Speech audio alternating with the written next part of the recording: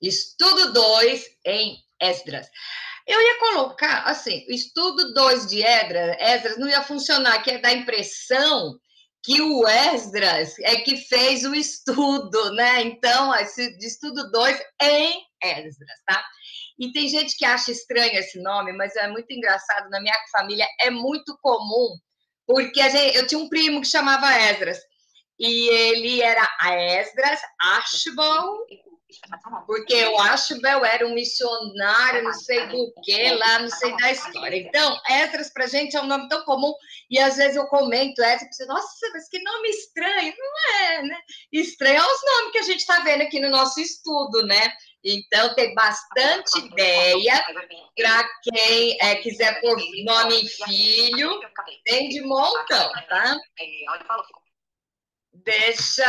Olha, peraí, vamos desligar os microfones, que tem uma conversa entrando aqui no meio.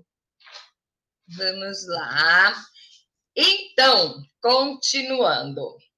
Estudo 2 em Esdras, nós já vimos o estudo primeiro, nós fomos do capítulo 1 até o capítulo 5b.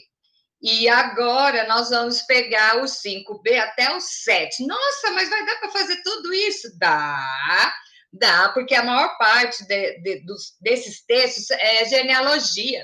Então, o que acontece? Na genealogia, descreve todo mundo. Então, fica complicado, né? Deixa eu só ver um recadinho aqui. Tem alguém de microfone ligado. Vai aparecer na filmagem. Vamos ver. Ok, agora tá. Todo mundo bonitinho. Então, vamos lá. O que aconteceu? Nós sabemos que o Esdras, ele era o sacerdote e ele era escriba. Então, quando nós vimos no estudo da semana passada, que era o quê? Ele era...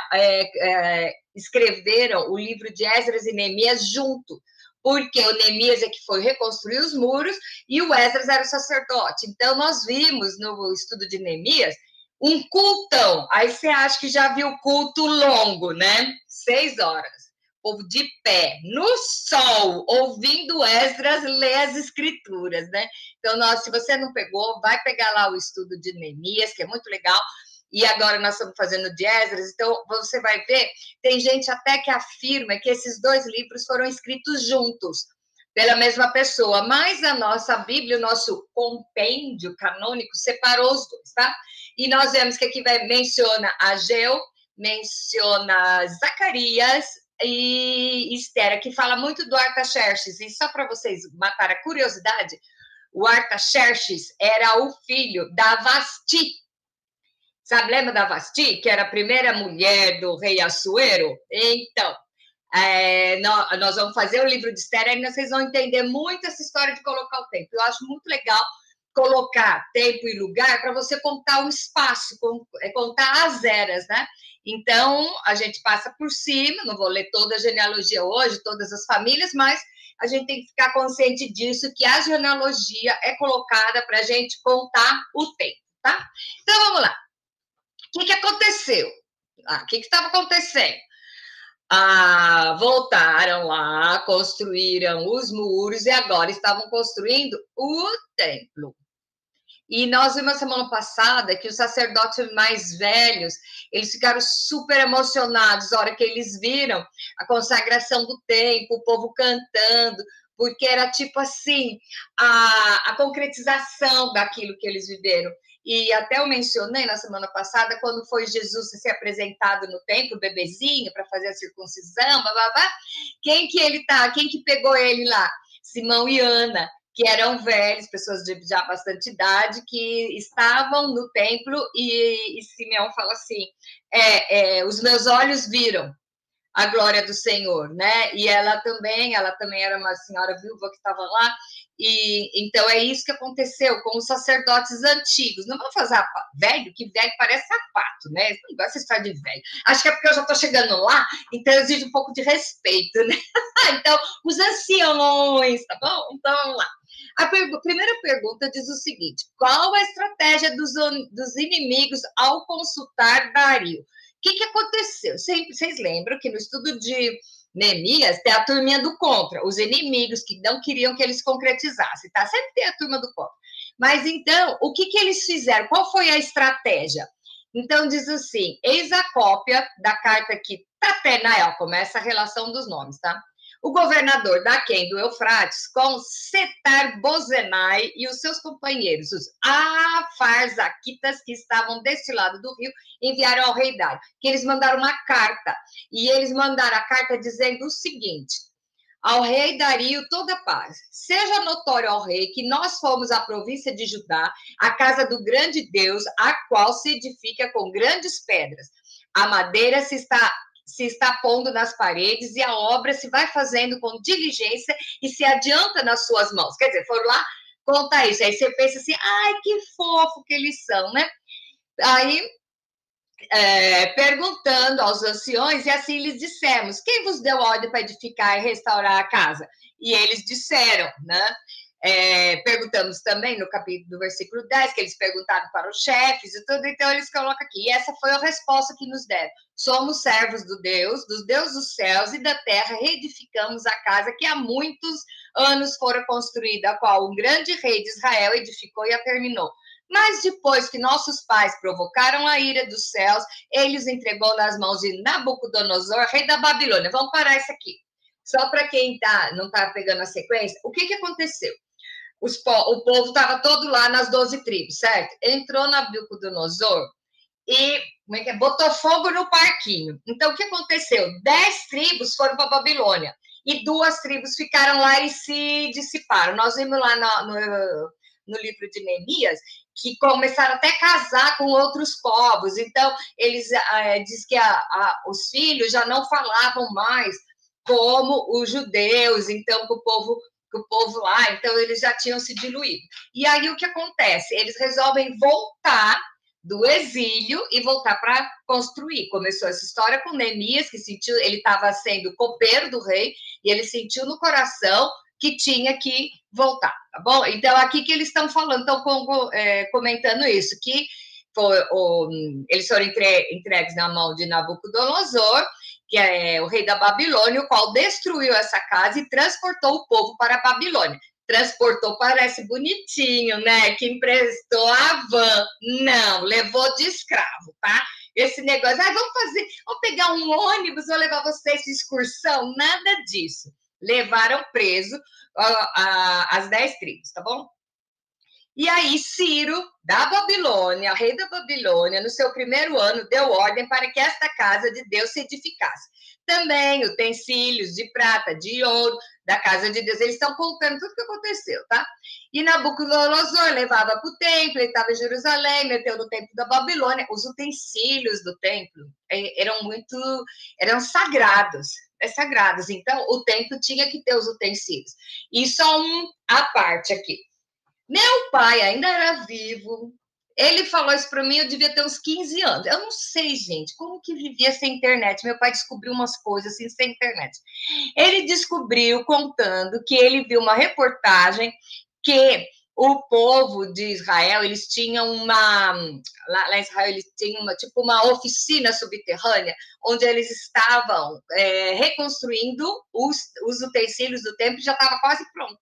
Para quando o templo pudesse ser reedificado, agora que começar aquela briga lá, né, da Palestina e Israel, por causa de um pedacinho assim, eles estão brigando, qual que é a igreja que vai estar lá?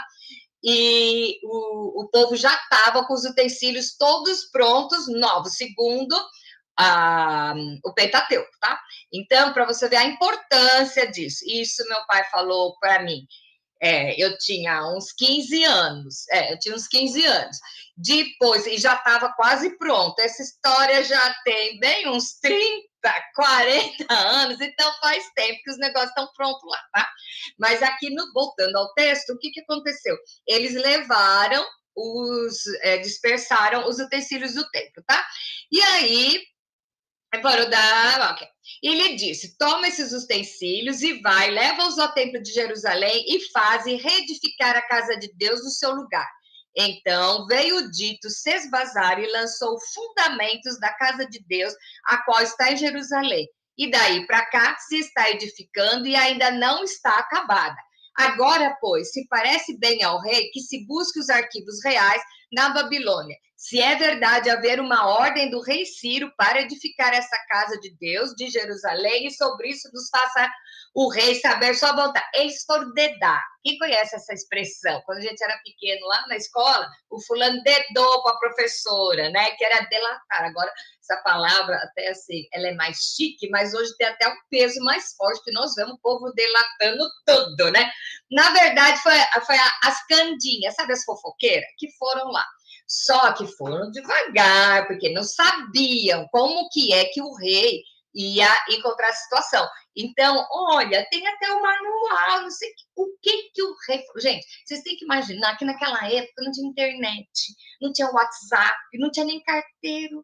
Eram os coitadinhos, geralmente acho que eram as crianças, né? Os molequinhos pegavam em cima do cavalinho e ia entregar mensagem. Então, tudo isso que aconteceu, que nós vamos ver no estudo de hoje, levou tempo pra caramba. Por quê? Por causa disso, porque era tudo longe e, vocês sabem, no meio do caminho as coisas se perdem, né?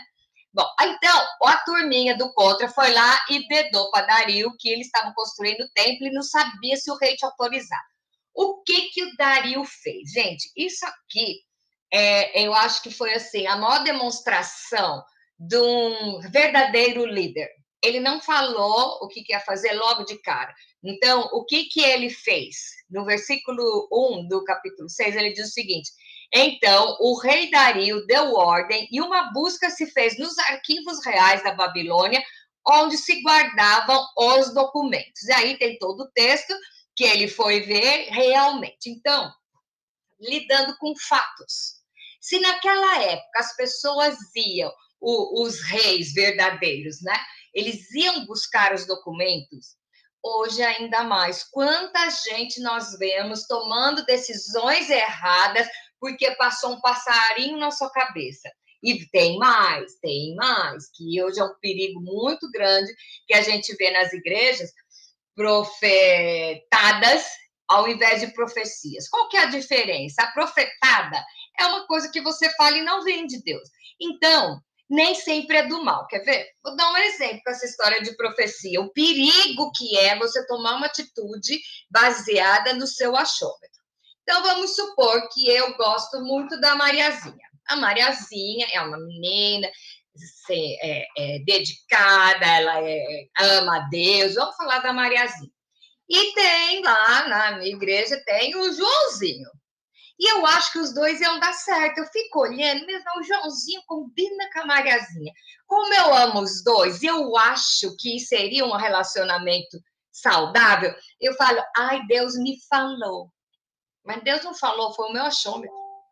Ai, porque a Mariazinha está enferma e aí ela está tratando, ela vai sarar. É o desejo do seu coração. Muitas vezes a profetada não se origina de má vontade, querendo ser do contra. O seu desejo, o amor que você tem pela pessoa e pela situação é tão grande que no seu achômetro você confunde o seu desejo para com a pessoa com a palavra de Deus. E esse é o problema onde nós vemos o quê? Olha que sério que é isso. Blasfêmia. Blasfêmia contra o Espírito Santo é atribuir ao Espírito Santo coisas que não são dele, tá?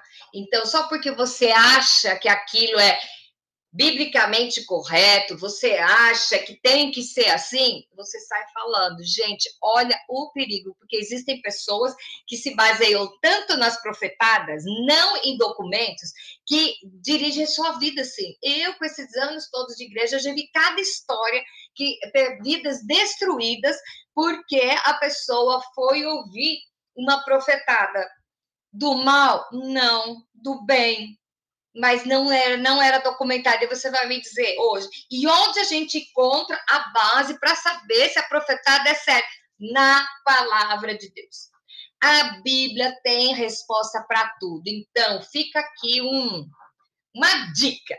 Se por acaso alguém te falou alguma coisa muito louca, primeiro que eu já vou falar, eu não deixo ninguém botar a mão na minha cabeça, já começa por aí, porque eu não conheço a pessoa, então tá. Mas dependendo da história, você escuta e fala assim, eu vou orar. Vai na sua Bíblia, pede discernimento para o Senhor e vai constatar.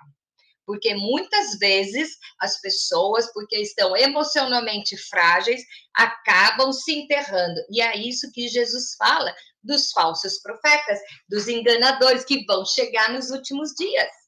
Tá? E a gente vê muito isso aqui, principalmente aqui nesse país que a gente está. Eu falo que aqui todo mundo é favelado de família, porque a nossa família não está aqui. Você tem que, né? A gente se sente meio desestruturado, porque suas raízes não estão aqui, e vai escutando. E as pessoas vão falando, nem é por maldade. Aqui nesse caso era maldade, mas nem é. É a vontade que a pessoa tem que você se dê bem. E ela fala de acordo com o próprio entendimento. Então é o seguinte: antes de tomar qualquer decisão, busque os documentos. Aqui nós vemos que Dario mandou vir os documentos para decidir o que ele ia fazer, e isso fica para mim hoje. Eu estou procurando a minha direção em documentos, na Bíblia, no ouvir da palavra do Senhor, ou eu estou me guiando por emoção?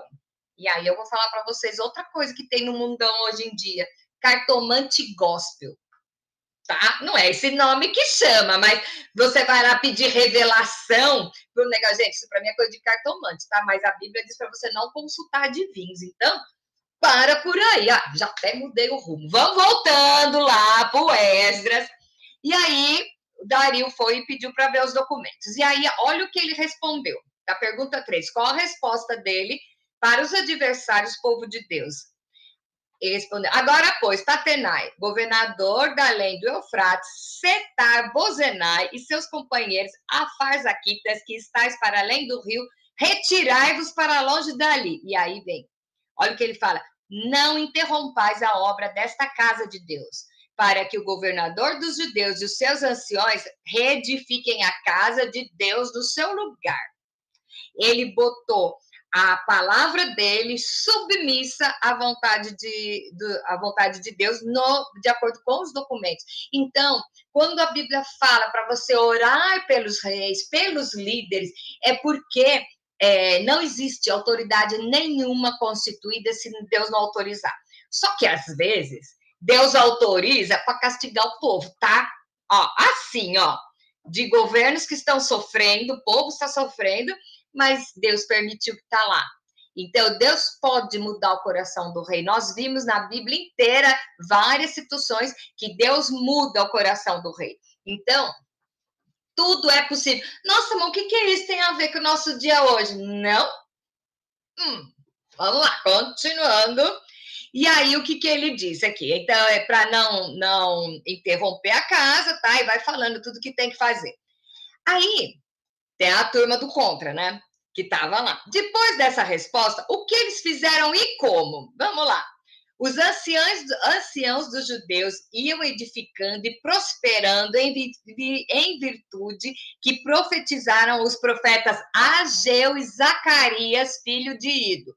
Edificaram a casa e terminaram o segundo mandado do Deus de Israel, segundo o decreto de Ciro, de Dario, de Artaxerxes, rei da Pérsia. Tá? Então, o que aconteceu?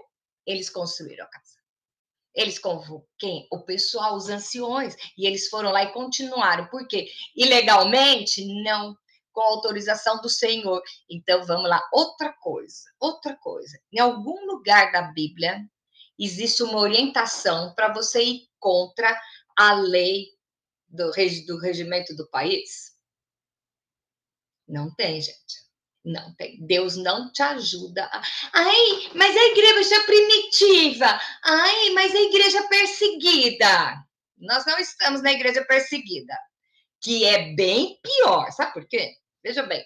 Tinha um pastor que ele era americano e ele foi para a África numa igrejinha lá. Até eu sabia o nome dele, mas já faz tanto tempo essa história, minha cabeça roda nisso, esqueci o nome do cara.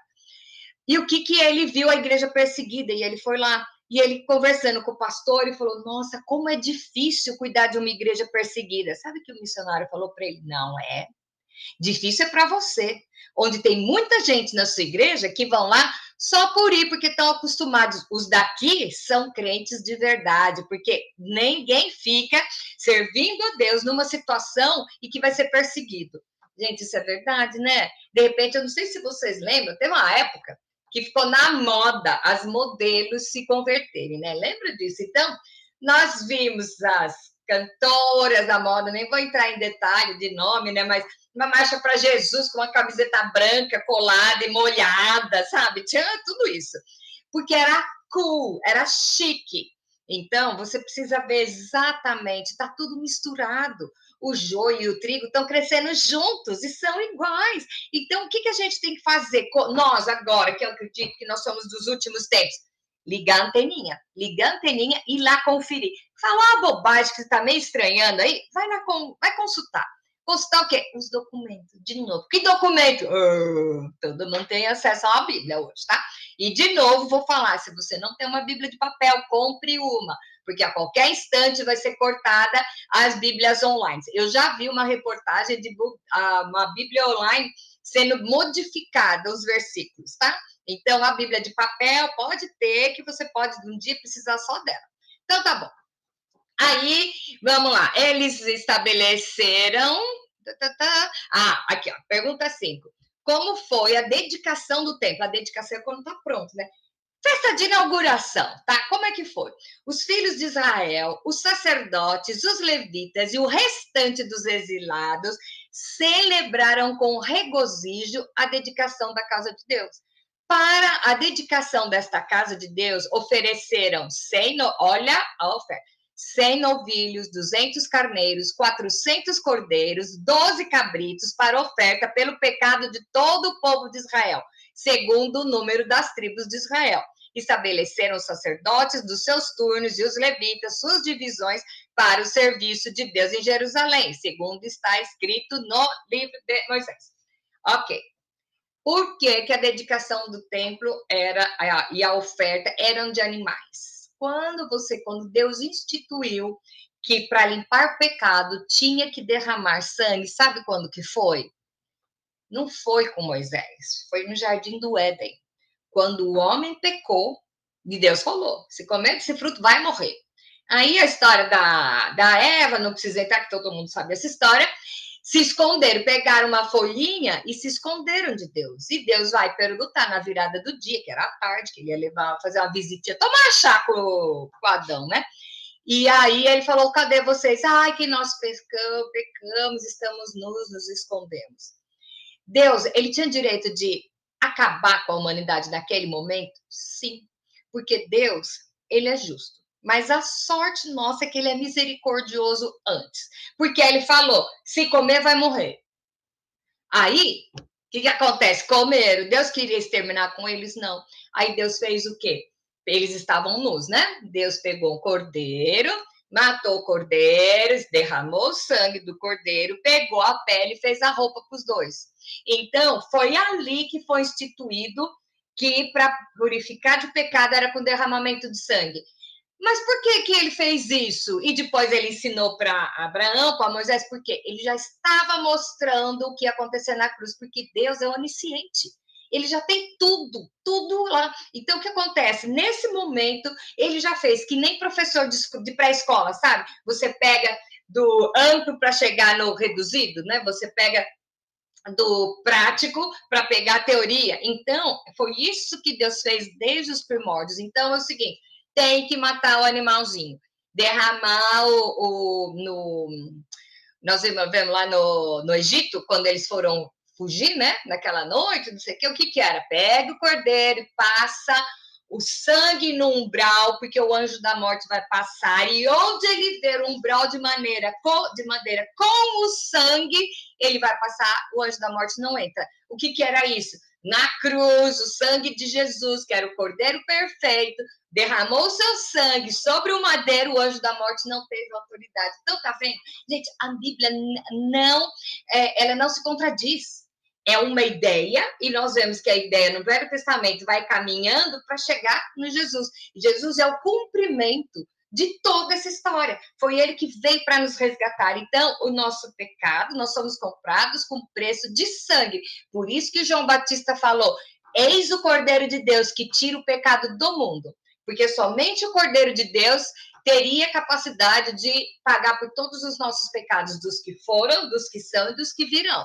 Olha a imensidão disso. Então, voltando ao Esdras, vamos lá. Eles fizeram essa oferta, separaram lá em time, e eles fizeram o quê? estabeleceram a Páscoa, tá? Que a Páscoa comemora o quê? A saída do povo de Israel do Egito, tá? Então, foi comemorada a Páscoa, que era antes, tá bom. Além da Páscoa, que mais eles celebraram? Os que vieram do cativeiro celebraram a Páscoa no dia 14 do primeiro mês. Olha que legal, tudo com data, tá? Porque os sacerdotes e os levitas se tinham purificado como se fossem um só homem, e todos estavam limpos. Mataram o cordeiro da Páscoa para todos os que vieram do cativeiro, para sacerdotes, seus irmãos e a si mesmo. Assim, comeram a Páscoa os filhos de Israel que tinham voltado do exílio, e todos os que, unindo-se a eles, se haviam separado da imundícia dos gentios da terra para buscarem o Senhor Deus de Israel. Quer dizer, era o povo de Israel e mais o povo que veio. Então, nós já vemos aqui, o povo que era de fora sendo abraçado pelo povo. Então, diz que todas essas ofertas foi suficiente para deixar todo mundo limpinho. E eu acho muito legal essa história do gentio. Sabe o que é gentio? Gentio não é pecador, gentio, não sei o que. Não, o gentio é aquele que não é cristão. Tá? Então, o que aconteceu? Até os que, nessa época não era cristão, né? Era do povo de Israel. Mas até aqueles que encontraram e viram, tiveram vontade de pertencer a esse grupo, por quê? Porque o comportamento deles era atrativo. Aí, outra pergunta aqui. Sabe seu vizinho, aquela que nem fala com você? Ela se sente com vontade de abraçar sua fé, porque ela observa a sua vida, ou a sua vida é do 007 e ninguém sabe que eu sou cristão. Pensa bem nisso, são todas as coisas, gente, todos os estudos a gente tem que encaixar na nossa vida hoje. Se você não encaixou em nada, então você perdeu tempo estudando a Bíblia. Mas tem gente que ainda fala assim, não, mas eu não concordo. Não concordo, continua assistindo que um dia cai a ficha, né? Então, vamos lá. O comportamento deles atraíram os gentios que resolveram se juntar no povo, tá? Bom, então fizeram a Páscoa, a festa da Páscoa, e com os judeus e que mais todo mundo que quis vir. Ok. Celebraram também a festa dos pães asmos por 7 dias, com regozijo. Olha, celebraram a festa, não era assim, vou ter que ir na igreja hoje, porque eu vou cuidar das crianças no meio da festa, não. Eles foram com regozijo, porque o Senhor os tinha alegrado, mudando o coração do rei da Assíria a favor deles, para lhes fortalecer as mãos na obra da casa de Deus, o Deus de Israel. Olha que coisa maravilhosa. E aí, aqui, na próxima pergunta, do verso 1 até o 6, vem dando informações de um povo. Eu não vou ler, o filho de fulano, filho de ciclano, está lá, do capítulo 7, do 1 ao 5, até o 4, vai dando a genealogia, e no 5 ele começa, né? Ele era filho de Finéias, filho de Eleazar, filho de Arão, o sumo sacerdote. Este Esdras subiu da Babilônia. Ele era escriba, versado na lei de Moisés, dada pelo Senhor, Deus de Israel, e segundo a boa mão do Senhor, seu Deus, que estava sobre ele, o rei lhe concedeu tudo quanto lhe pedira. Por que o rei, que não era do povo, concedeu tudo que Esdras pediu? Sabe por quê? Esdras estava com uma cobertura do Senhor. Ele não tinha um comportamento dúbio. Ele estava seguindo e ele estava fazendo o rei perceber, e todo o povo, que ele era um seguidor. Gente, ele era até escriba, era ele que escrevia a lei. Então, veja bem, será que o nosso comportamento, o nosso andar, o nosso falar, as nossas conversas estão sempre centradas no foco que é Cristo? Ou se a gente tira a folga de crente? Eu tiro folga de crente uns dias aí, porque, não, vou lá no domingo. Aí vem, né, ler Salmo 91, aquele que habita no esconderijo do Altíssimo, assim, mil à direita, mil à esquerda. Peraí, o primeiro é aquele que habita no esconderijo do Altíssimo. Aqui, Esdras, ele era sacerdote, mas aqui vem toda a genealogia para ver, e ele era fiel à lei. Então, segundo a boa mão do Senhor, que estava sobre ele, o rei atendeu tudo que ele pediu. Olha que legal, o rei mudar do comportamento de acordo com o seu comportamento. Ele dá uma ordem baseada no quê? No seu testemunho de vida. Olha que coisa legal. Então, aí vamos lá. Pergunta 8 diz o seguinte: qual era o propósito de vida de Esdras? É muito fácil você falar, mas isso aconteceu com ele. Mas isso aconteceu no ano passado. Isso aqui. Bom, olha aqui o que aconteceu. Também subiram de Jerusalém alguns filhos de Israel, dos sacerdotes, dos levitas, dos cantores, dos porteiros, dos servidores do templo, no 7º ano do rei Artaxerxes. Esdras chegou a Jerusalém no 5º mês, no 7º ano desse rei, pois no 1º dia do 1º mês partiu para a Babilônia, no 1º dia do 5º mês chegou a Jerusalém. Aqui ele está contando o que teve que para onde que ele teve que ir depois, porque Esdras tinha disposto o coração de buscar a lei do Senhor e para cumprir, e para ensinar em Israel os seus estatutos e os seus juízes. Gente, o que está disposto no seu coração? Que você vai ser reconhecido. Aí você vai falar, nossa, mas hoje em dia o mundo está perdido. Naquela época também estava. Se Deus olhou lá de cima e falou assim, Esdras, esse cara eu vou usar, porque ele anda retamente na minha presença. Olha que legal, que privilégio. Deus poder olhar lá de cima e falar assim, vou contar com a Kátia para realizar a oração de alguém. Vou contar com a Mariazinha, porque a Mariazinha, ela é uma mulher segundo o meu coração, tá? Veja que louco, como que é o nosso comportamento. Você não passa desapercebido, você não é um número, você não é um ID, você não é uma estatística. Aonde você está tem um objetivo. Deus colocou você nessa família de doido, nesse emprego que não vai nada, nessa escola onde você tem... Você está lá por algum motivo, por permissão do Senhor. Então, perguntar, por que eu sofro? Enxuga essa cara, como é que é? Engole o choro, enxuga essa cara e fala assim, eu estou aqui para fazer a vontade do Senhor. Para de perguntar por quê e vamos começar a perguntar para quê.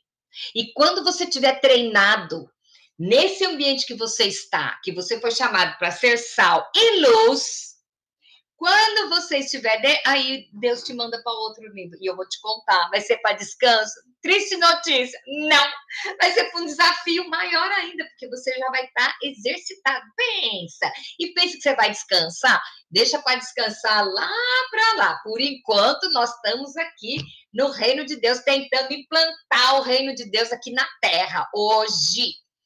Vamos lá, eu já me empolgo. Vamos lá. Qual o teor da carta do Artaxerxes? Vamos lá. Essa cópia da carta de Artaxerxes deu ao sacerdote Esdras, o escriba das palavras, blá, blá, blá. Aí, como que ele começa? Tá no versículo 12. Paz perfeita. Por mim se decreta que no meu reino todo aquele do povo de Israel e dos seus sacerdotes e levitas que quiser ir comigo a Jerusalém, vá. Isso quer dizer o quê? Ele foi! Uhul! Ele estava dizendo que ele estava indo. Porquanto és mandado da parte do rei e dos seus 7 conselheiros para fazer inquirição a respeito de Judá e de Jerusalém, segundo a lei do teu Deus, o qual está na tua mão, para levares prata, ouro, que o rei e os seus conselheiros espontaneamente ofereceram ao Deus de Israel, cuja habitação está em Jerusalém, o templo, tá? Bem assim, a prata, o ouro que acharem em toda a província da Babilônia, sejam feitas ofertas voluntárias.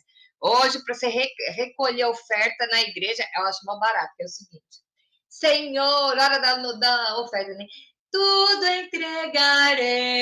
entregarei. Vai lá, dá 2 contos e gasta 60 no restaurante depois do culto, né? Oferta de amor, não seja hipócrita, tá? Então, não, é só para o povo ver, né? E aqui ele está falando que as pessoas davam, e não eram as moedinhas, não. Ele dava, portanto, diligentemente comprará com esse dinheiro, olha o dinheiro que foi, novilhos, carneiros, cordeiros, e toda oferta de manjares, as suas libações, oferta no altar, blá, blá, blá, tá? também o que de ti a teus irmãos, bem para parecer fazeres no reino na prata, fazer segundo a vontade de Deus. Isso é ordem para os sacerdotes e para os levitas, tá? E tudo quanto mais for necessário, te convém a dar, dá-lo-ás da casa dos tesouros do rei. E eu mesmo, o rei Artaxerxes, decreto a todos os tesoureiros que estão da além Eufrates, tudo quanto vos pedir o sacerdote Esdras, escriba da lei do Deus do céu, pontualmente se faça. Até 100 talentos de prata, até 100 couros de trigo e até 100 batos, não sei o que. Então, ele está autorizando ao sustento do templo, tá? Ele era crente? Ele era judeu? Não. Mas eu acho que depois virou, tá? Porque para falar, vai Deus usar dessa, é impossível uma pessoa que se deixa usar por Deus desta maneira, depois chutar o balde, né? Claro que não. E aí, olha, o que vem mais legal aqui é ele, o reconhecimento que ele fala do Esdras. Então, também fazendo saber, ok, de hospedagem, 25. Tu, Esdras, segundo a sabedoria do teu Deus, que possuís, nomeia magistrados e juízes que julguem a todo o povo que está da além do Eufrates, a todos os que sabem as leis do teu Deus, e aos que não sabem, que lhes faça saber. Toma! Viu? Gente, era o rei falando para o Esdras e do Esdras. O que é que o rei está falando de você? E o que é, qual é a imagem que você está vendendo hoje, hoje é dia 17 de julho de 25. O que é que o seu comportamento está movendo em que sentido? Como que você está deixando a sua marca hoje, no dia de hoje, por onde você convive, tá? E aí a pergunta 11 diz o seguinte, como Esdras recebeu essa carta? Não, eu ia começar a chorar e agradecer e falar, não, errou, não sou eu, não. Olha o que Esdras fala. Bendito seja o Senhor Deus de nossos pais, que deste modo moveu o coração do rei para ornar a casa do Senhor, a qual está em Jerusalém. Isso não é meu. Ele não pega e reconhece para si o mérito. Ele consegue colocar que o mérito é de quem? É do Senhor. Então, você vê que ele estava batendo um bolão, mas ele, no coração dele, ele era servo. Ele sabia que era o nome de Deus que tinha que ser engrandecido, e não dele. Nossa, acho que a gente tem que pegar esse vídeo e espalhar para um monte de gente, um monte de crentão, que está meio confuso, porque é assim que se trabalha. Então, eu vi uma alusão uma vez, que é tão legal, que é o seguinte, você vai levar a pessoa para Cristo, né? Então, você fica de frente para essa pessoa e vai trazendo a pessoa e levando para Cristo. Cristo está atrás de você. Chega uma hora que você sai e a pessoa está diretamente com Cristo. As pessoas esquecem de sair e acham que a honra é dele. Acham que a honra é sua, né? E, no entanto, a honra é do Senhor. Então, Esdras tinha maturidade para entender que tudo isso que estava acontecendo, embora o rei Dario falasse que era em nome dele, não era dele. A glória é do Senhor Deus. E aí vem no 28, e estendeu para mim a sua misericórdia perante o rei, os seus conselheiros e todos os seus príncipes poderosos. Assim me animei, segundo a boa mão do Senhor meu Deus, sobre mim, e ajuntei de Israel alguns chefes para subirem comigo. Toda a honra e glória é do Senhor. Não importa onde você está. Não importa se você é líder de célula, não importa. O nome que tem que ser engrandecido é o nome do Senhor. Então, eu já comentei com vocês, uma vez eu vi uma faixa escrita assim, atenção, culto no sábado, o grande servo de Deus. Gente, grande servo? O servo não é grande, tem alguma coisa errada aí nessa história. Então, o que é? O que é? Você está indo atrás. Você está indo atrás do Deus que opera milagres, você está indo atrás da Deus que te dá as bênçãos, ou você está indo atrás do tiozinho lá que ele sapateia, entrega cartomante gospel, né? Faz profecia. E aí? E aí, aonde está a sinceridade do seu coração? A sua postura? Por que o livro de Esdras foi colocado na Bíblia? Por quê? Porque mostra que não importa onde você esteja, Deus vai te usar e o nome agradecido tem que ser o dele. Tem que ser o dele. Tem umas igrejas que até tem uma denominação que eu acho muito legal, né, que eu concordo 100%, por isso que eu nem vou falar o nome dela, mas eles fazem um negócio que eu acho muito coerente. Os pastores ficam na igreja por no máximo 2 anos. Para quê? Para o povo não se apegar ao pastor, se apegar a Cristo. E, no entanto, você vê, eu já ouvi falando assim, ai, mas o pastor tem que ser o pai da igreja, pai não troca. Gente, não, não, não, não, não, não. Quem é o líder da igreja é o Senhor. E ele vai usar o Tiãozinho hoje, amanhã ele usa o Joãozinho, amanhã... E eu estou na igreja não por causa do pastor, eu estou na igreja por causa do Senhor. Então, aí você vai falar, nossa, parece tudo tão óbvio. Não é. Não é, na hora, na prática, você vê, sabe, a gente desviando. E por que isso acontece? Jesus disse que até os eleitos iam ser enganados.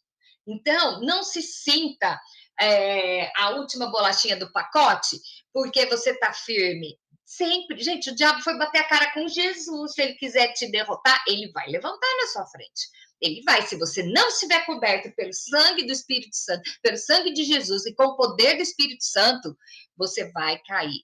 Porque a dúvida vem, porque o diabo, ele sabe sentar no seu ombro e ficar blá, blá, blá, blá, blá, blá, blá. Aí, o que você tem que fazer para não cair nessa? Faça como o rei Dario foi procurar os documentos. E nós temos documento na nossa mão hoje. E ainda vou contar uma coisa. Você tem oração direta com o chefe. A hora que você se colocar e orar, e no final, em nome de Jesus, porque é por ele que nós conseguimos encontrar Deus, e aí você vai ver que tudo vai mudar, você vai ver a sua vida totalmente diferente. Então, o que eu convoco você? Hoje é quinta-feira aqui, tá? Então, não sei que dia que você está vendo isso, mas a partir de hoje, de agora, de amanhã, como vai ser o meu comportamento como um embaixador do céu aonde eu estou?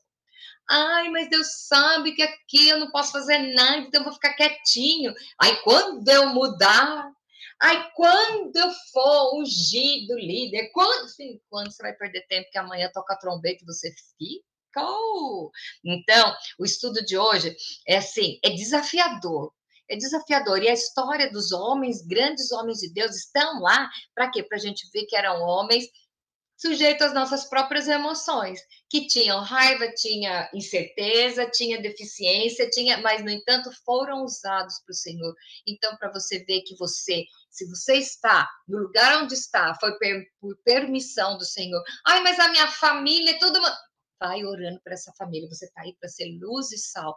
Então, a gente precisa ter muito cuidado para fazer como Esdras, está sempre ligado na palavra. Naquela época que era difícil, o povo era assim. Hoje em dia, desculpa aí, cria vergonha nessa cara e vamos orar, e vamos estudar, e vamos mostrar por esse mundão o que é uma vida transformada pelo amor de Cristo, amém? Então, vamos pegar isso para a gente pensar hoje. Tem um monte de coisa aí. Se você já esqueceu metade, o vídeo vai para o YouTube, você vai lá e olha de novo, porque nós estudamos a palavra de Deus para a gente ir se aprimorando, e se aprimorando. E cada dia que passa, Deus vai olhar lá de cima e vai falar assim, aí, essa é minha garota. Uhul!